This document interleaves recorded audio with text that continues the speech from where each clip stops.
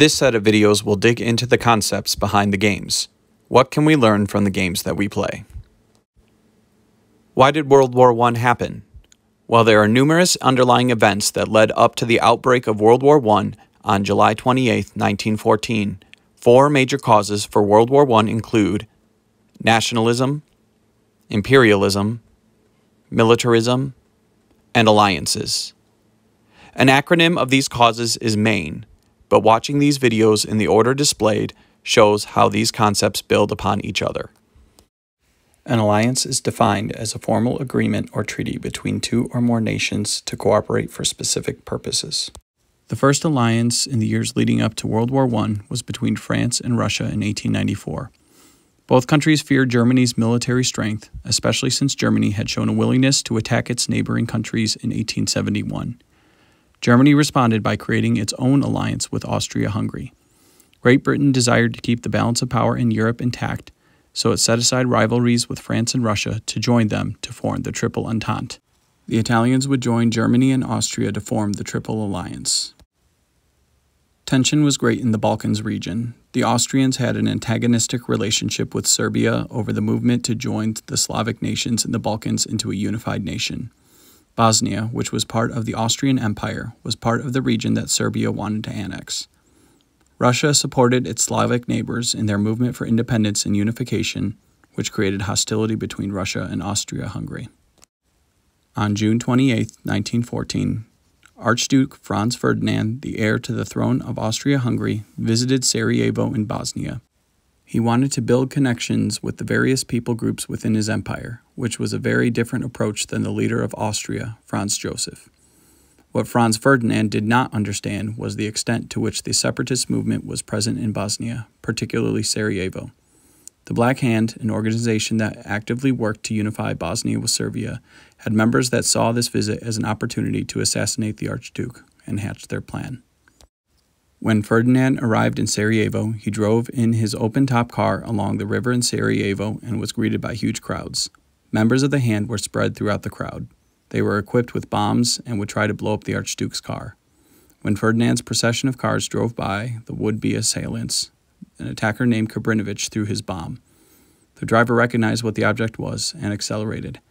The aim of Kabrinovich was true, but Ferdinand deflected the bomb and it exploded behind the car. Ferdinand's car was not damaged, but a dozen spectators were injured. The driver sped away to safety at City Hall. Ferdinand continued the planned event. After the event ended, Ferdinand wanted to visit those who had been hurt in the explosion. The route to the hospital would take them back along the same path that the attack had been committed only hours earlier. Gavrilo Princip was one of the would-be assassins from the bombing attack. Since the attempt had failed, Princip had walked away to Morris Schiller's Delicatessen on Franz Joseph Street. Archduke Ferdinand's change of plans were not communicated to his driver or the mayor of Sarajevo. The mayor continued to the original museum destination, and Ferdinand's driver turned onto Franz Joseph Street. The hospital was farther down the main road, so the driver would need to turn around or back up. He slowed the car to a stop, right in front of Moritz Schiller's Delicatessen. Princip didn't hesitate. He realized he got a second attempt to accomplish his original goal.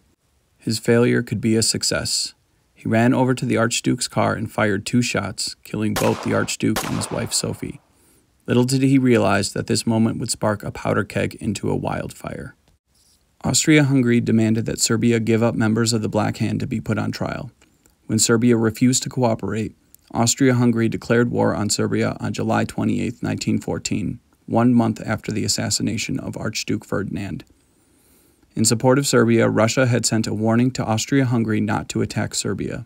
Russia began to mobilize troops on the border of Austria-Hungary.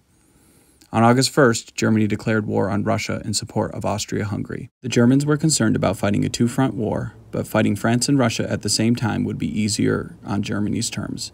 The Germans had planned in advance for the two-front war with the Schlieffen Plan. Under the Schlieffen Plan, the Germans would attack France and try to overwhelm and defeat France quickly, just as they had done in 1871. They would take their army to the Eastern Front to fight the Russians, who would take longer to mobilize their forces.